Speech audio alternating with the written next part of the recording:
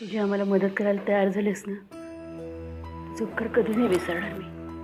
मोठी आई, असं काय बोलू नका. बघा, उपकार कसले? माझ्या वडिलांनी या घरात 40 वर्ष काम केलं बघा, आणि आता गेल्या 10 वर्षापासून मी या घराचं मीठ खाते. आता या घरासाठी काहीतरी करायला मिळतंय, हे माझं नशीबच म्हणायचं. पर तुमच्याशी थोडं बोलायचं होतं. अगं मग सांग ना. दत्ता मामा आणि अंबिका आत्या माझ्याशी आणि दामू काकाशी वाईट वागतात. नाही म्हणजे ते समजू शकतो, पर तुमच्याशी आणि आजीशी पण ते वाईट वागतात, तुम्हाला त्रास देतात. आणि तुमच्याबद्दल, मुक्ताताईबद्दल काहीतरी हळूहळू असं बोलत असतात बघा. म्हणजे काही ना काही काड्या त्यांच्या चालूच असतात. ते दोघं सुधारले त्याच्यावर माझा कधी विश्वास नव्हताच.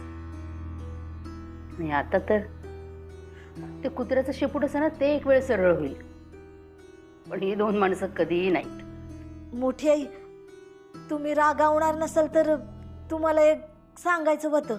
अशा तुला जे काही सांगायचं असेल ना, ते स्पष्टपणे सगळं सांग. काही ऐकायची तयारी आहे आता माझी. मोठं मालक खालीलही वेगळंच वागतात नाही. म्हणजे काय म्हणायचं तुला? म्हणजे मला असं म्हणायचं होतं की मोठं मालक कसं बायकांना आदर सन्मान द्यायचे, पण आता नाही. म्हणजे कसं सांगू तुम्हाला? तू कुठलाही आडपडदा ठेवू नको, स्पष्टपणे सगळं सांग. मोठं मालक घाणेरड्या नजरेनं बघतात माझ्याकडं. म्हणजे मी काम करत असले ना की खूप वाईट नजरेनं बघतात बघा.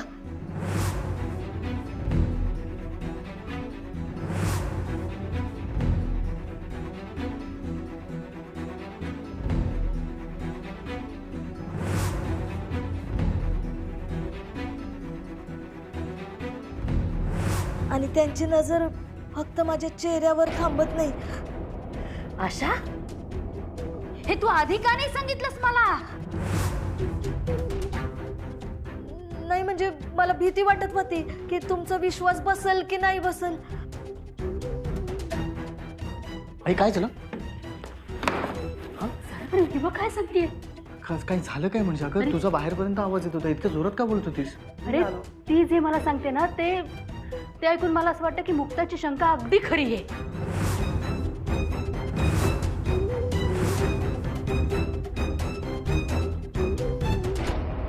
तू म्हणतेस तसं असेल बी कदाचित, पण हे समज रावसाहेबा सोडून आणखीन एकाला ठावा असणार. कुणाला आजी? अंबिकाला. तर तिला विचारणार कसं? ती आपल्या वाईटावरच टपलेली आहे. तेच आत्यांना नाही विचारता येणार, ते खोटच सांगतील, नाहीतर आपली दिशाभूल करतील. वय जर त्या कटात सामील असतील ना, रोगात सावध पण होतील. पण आजी, आपल्याला काही करून असं कोणी जुळाभाऊ आहे का हे शोधावंच लागेल. याचं उत्तर जर नाही मिळालं ना, तर अजून कुठल्या शक्यता आहेत का हे तपासून बघावं लागेल. जर उत्तर सापडलं तरच पुढचा मार्ग सापडेल आणि हा सगळा गुंता आपल्याला सोडवता येईल. आठवलं, एक रस्ता आहे. काय? माझ्या बापाने पोरकं केलं रे, पोरकं केलं. मला सांग माझी काय चूक आहे रे? आईसोबत मला माहित नाही. अरे मी सांगतोय ना तुला, तेच सांगतोय ना. माहित नाही काय म्हणून तुला सांगतो मी. ही जी म्हातारी आहे ना, म्हातारी नाचणारी, तिच्यामुळं माझी आई मी गमावली. कळलं? माझी सटकली. त्याला हा रावसाहेबांना, तुमचा रावसाहेब हे बायल्या असा मुळू रडत बसला होता. मी गेलो चाकू घेऊन फॉस करायला. आता सांग मला, ह्याच्यात माझी काय चूक आहे? सांग ना. खरंच काही मला माहिती नाहीये. अरे मी तेच सांगतोय ना मी. पण मी फक्त रिॲक्ट झालो. अरे परत तू मध्ये बोलू नको.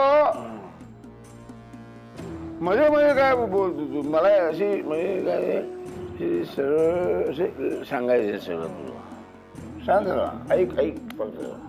मग मी गेलो चाकू घेऊन गेलो. तर असा माझ्या बापाने काय केलं माहिती, मला धरला आणि पोलिसांना सांगितलं हे माझा मुलगा बिघडलेला आहे, त्याला बाल सुधारगृहामध्ये टाकून द्या. कसं बाल सुधारगृह, बाळ असं ना, बाळ त्यांना सुधारवण्याचं एक गुहा असतं, त्याच्यात टाकला मला. मी सुधारलो नाही, मी बिघडत गेलो, वाया गेलो, गुंड झालो, मावाली झालो. एक मर्डर करून टाकला. मर्डर केला, काय नाही केलं तुला सांगू, मग मोठ्या जेलमध्ये टाकलं मला. असं सगळं माझ्या आयुष्याचं सगळं वाटोळं झालं. मग मी आता इथे आलेलो आहे आणि आता हे बघ, मी मजा करणार या सगळ्यांना एकदम नरकात टाकणार. त्यांचं घर नरक वाढला पाहिजे, तुरुंग. याच्यात माझं काय चुकलं? मी बघतोय मगापासून, अरे मी एकटाच बोलतो रे मूर्खासारखा. तू काही बोलत नाही, बोलायला पाहिजे ना तू काहीतरी. नगरकरांच्या वंशावळीची एक नोंद वही नानासाहेबांच्याकडं, म्हणजे तुझ्या आजी सासऱ्यांकडं होती. त्यात माझं आणि माझ्या पोराचं नाव लिहायचं होतं. तेव्हा त्यांनी त्या नोंदवहीचा उल्लेख माझ्याजवळ केला होता. मला म्हणाले, या वंशावळीत जसं सुनंदाचं, अगं म्हणजे त्यांच्या पहिल्या बायकोचं, तिचं नाव होतं नव, तसं तुझं बी नाव होणार, तुला बी समजा हक्क मिळणार, हे असं म्हणाले होते. या घराण्यात पूर्वापार जतन केलेली वंशावळीची नोंदवही आहे ती. तिच्यात नोंदी पूर्वी नानासाहेब करायचे, नंतर रावसाहेबा करू लागला. आणि रावसाहेबाला जुळा भाऊ असता तर नानासाहेबांनी त्या नोंदवहीत त्याची नोंद केलीच असेल की. पण मग आजी ती वही त्यांनी तुम्हाला दाखवली असेल ना? नाही दाखवली नाही, पर पूर्वापार जतन केलेली एक नोंदवही आहे एवढं ठाव आहे. मग ती वही कुठं आहे हे तर तुम्हाला नक्कीच माहित असेल, माहितीये ना आजी? नाही ग बाई, त्या काळी पूर्वीच्या अशा खाजगी आणि महत्वाच्या गोष्टी सांगण्या इतकी बायांना किंमत नव्हती घरातल्या. पण मग वाड्यातच किंवा वाड्याच्या कुठल्या तरी खोलीत असेल. आजी, आपल्याला काही करून ती वही शोधावी लागल. एकदा का ती वही सापडली ना की सगळ्या प्रश्नांची उत्तर अशी झटकन सुटून जाते. खरं आहे.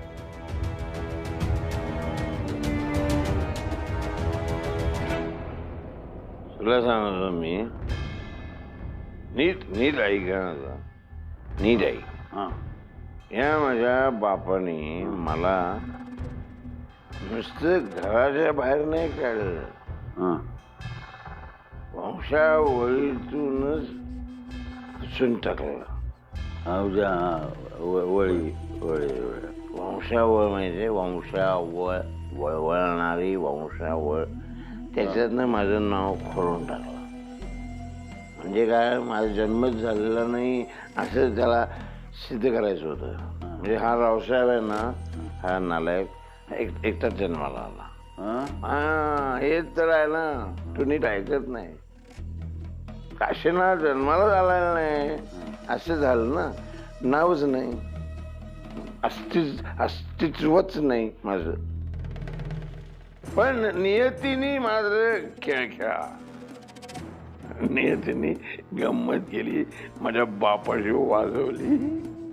मी सुटून आलो.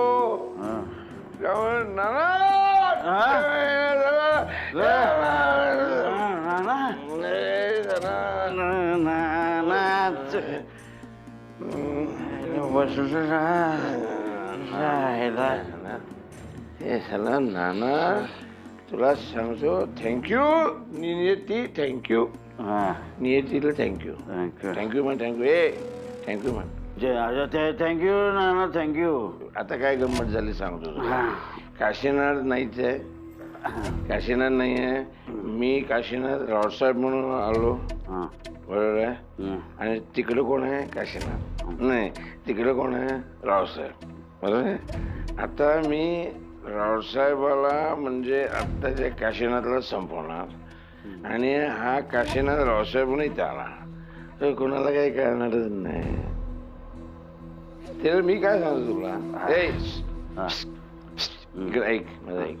मी काय सांगतो तुला, तर आता गंमत अशी झालेली आहे की मी रावसाहेब आहे, सगळ्यांचा विश्वास आहे रावसाहेब आहे म्हणून, कारण काशीनाथ अस्तित्वच नाही. काशा तुला जास्त झालेली आहे.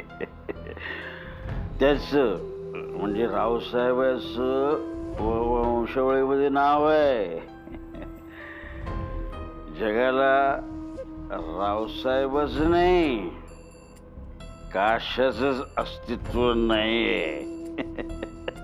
आणि तेच सांगतोय की काशा रावसाहेब आहे, आणि रावसाहेब काशा आहे. त्या काशाला मी आता संपवणार. रावसाहेब तो काशा आहे, त्याला मी संपवणार. वंशावळी नावच नाही. काही कळलं नाही मला. सासूबाईने एकदम बरोबर सांगत होत्या. आपल्या घराण्याच्या वंशावळीची नोंद केलेली एक नोंद वही आहे आपल्याकडे. पण मग ती कुठं असन? नाही ग, मला नक्की माहिती नाही, पण आपल्या वाड्यात एक खोली आहे, त्याच्यामध्ये आहे बहुतेक. पूर्वी त्या खोलीमध्ये फक्त माझे सासरे जाऊ शकायचे आणि आता फक्त हे जातात. पण त्याच्यामध्ये सगळ्या नोंदी केलेल्या आहेत. म्हणजे आपल्या घरात जन्म मृत्यू जे झाले त्याची पूर्ण नोंद आहे, घरातल्या मुलीची लग्न झाली ती नोंद आहे, त्याच्या सासरच्या मंडळींची नोंद आहे, सगळ्या नोंदी त्याच्यात करून ठेवलेल्या आहेत. आई मग ती खोली कुठे आहे? आहे मागे एक खोली आहे ना, तिथेच आहे. पण मग मोठी आहे, तुम्ही आम्हाला तिकडं घेऊन जाल का? अगं पण कुलूप असतं त्या खोलीला. अगं मग त्याची चावी कुठे आहे? म्हणजे आता ह्या जोडग्यात असते, पण आता मला नेमकी चावी माहिती नाही कुठली आहे ती. मोठी आहे, मग तुम्ही जोडगा देऊ शकाल का? हो के ना. मला काय वाटतं, आता आपण टाइम वेस्ट करायला नको. आपण त्या खोलीत जाऊ आणि शोधाशोध करू. एकदा का ती नोंदवही मिळाली ना, तर एक तर आपली शंका आहे ना, ते तर पोचली जाईल, नाही तर ठळक होईल. ती वही सापडायला पाहिजे ना. मग आता रात्री आपण आत्ताच जाऊया का? असे सगळे झोपलेलेच असते. वय दिवसा शोधाशोध केली तर लोकांना संशय येईल. काही झालं तरी आपण सावध राहायला पाहिजे. कुणालाही काही कळता कामा नाही. मग आत्ताच जायचं का? हो. वय चल.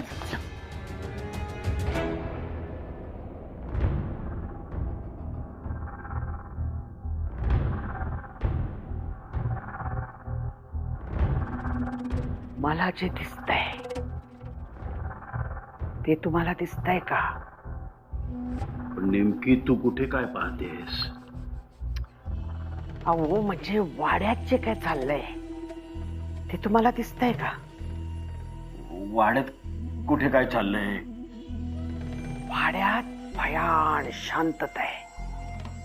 नाही, भयान शांतता मला पण दिसते, पण कुठे काय दिसतच नाहीये. अहो अहो म्हणजे मला जी शंका आहे ती तुम्हाला पण आहे का, की वाड्यात भयंकर काहीतरी शिस्त आहे? कुठे काय शिजतंय? वास तर येत नाहीये, आणि मगाशी जेवण झाली, मग आता कशाला काय शिजेल?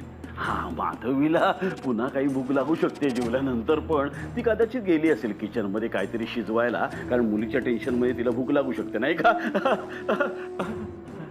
झाली फालतूगिरी करून झाली. अहो मी काहीतरी सिरियसली बोलते. हा, मग तू सिरियसली सांग ना मला, म्हणजे तुला नेमकं काय दिसतंय, काय वाटतंय, कुणावर संशय येतोय तुला?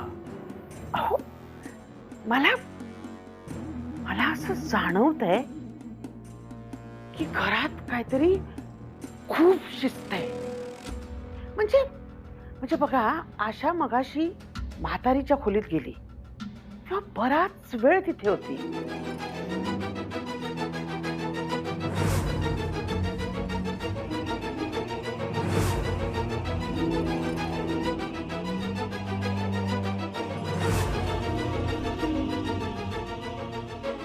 त्याच्या आधी ती वहिनीच्या खोलीत गेली होती.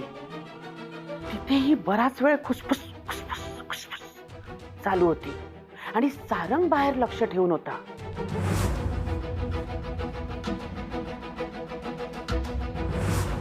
मला वाटतं आपण हे सगळं काशाला जाऊन सांगूया. नाही, नको. तो आता ऐकण्याच्या मनस्थितीत नाहीये, कारण तो स्वतः टाकून आहे. त्याच्यावर कुठलीही जबाबदारी टाकायला नको.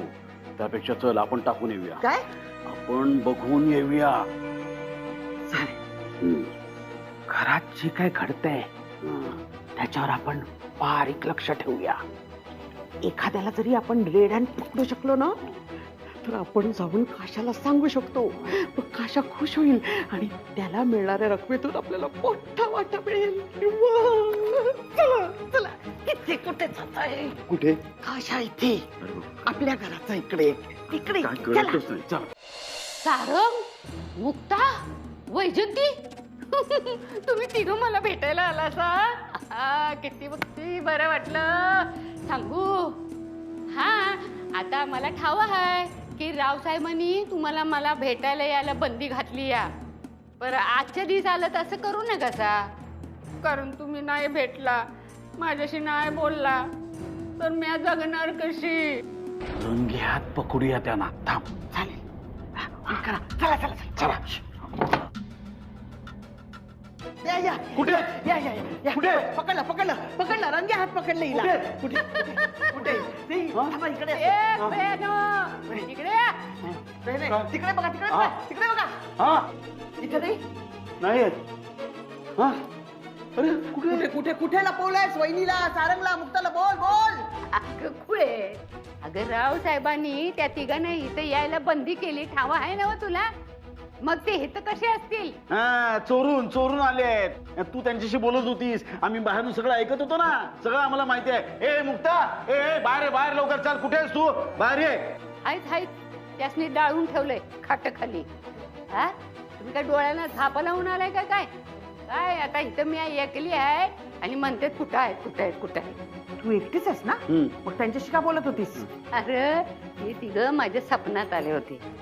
मस्त सपान पडलं होतं. आम्ही गप्पा मारत होतो, हसत होतो. तर सारंगच्या लहानपणीच्या तिला खोड्या सांगत होते ना, तेव्हा मुक्ता खो खो खो खो हसत होती. हा काय ग, सपनात बी ते तिघं येऊ शकत नाहीत? तिथं बी बंदी आहे? हा तसं असल या बाबा मला शिक्षा. तर आता कांच्या बी शिक्षाला घाबरत नाही म्या. ती तुझी नंदाबाई काय म्हणतीये बघ. मला सपनात बोलते म्हणून शिक्षा देणार आहे म्हण. हे सारंग काय म्हणती बघ तुझी लाडकी आत्या. म्हातारी ठार वेडी झाली दिसते. पूर कॅडमॅड झाली. चल निघूया. सरकली. चल. एक मिनिट. आजी, तुझ्यासाठी डबा कोण घेऊन आला होता का जेवणाचा? एक मिनिट. हा मगाशी आशा या रूम मध्ये आली होती. हा जेवण घेऊन आली होती. इतका वेळ काय बोलत होती ती तुझ्याशी? हा बराच वेळ या खोलीत होती ती. बोल.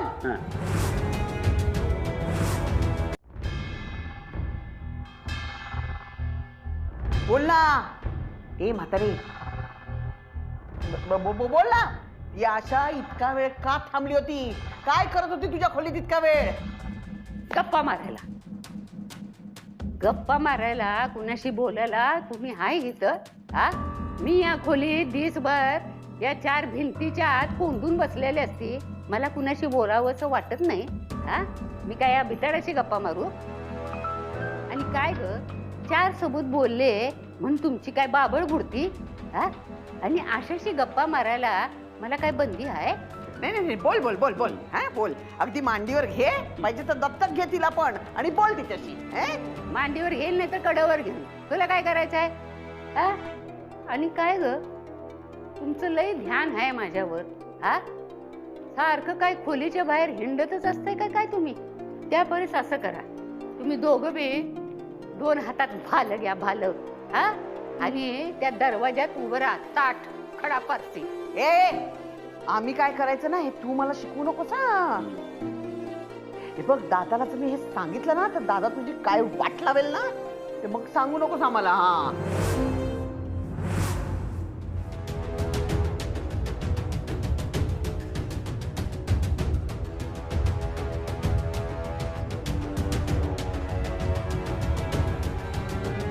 हे सगळं आशा तुझ्याकडे एवढ्या गप्पा मारते हे जर का आता दादाला कळलं ना तर आशाला सुद्धा या खोलीत यायची बंदी होईल. आणि मग सगळीकडनं दरवाजे बंद होतील. आणि मग कैद्याला कसं असं दाराखालून ताट येतं ना, तसं दाराखालून ताट येईल. मग चालेल का तुला हं? अरे देवा देवा देवा देवा, नाही नाही नाही नाही, असं नका करू माझं चुकलं ग. आयले आली की नाही म्हातारी लाईनीवर चल चल तिघांना शोधायला पाहिजे चला आपल्याला. तुम्ही यायची इकडे. चल चल.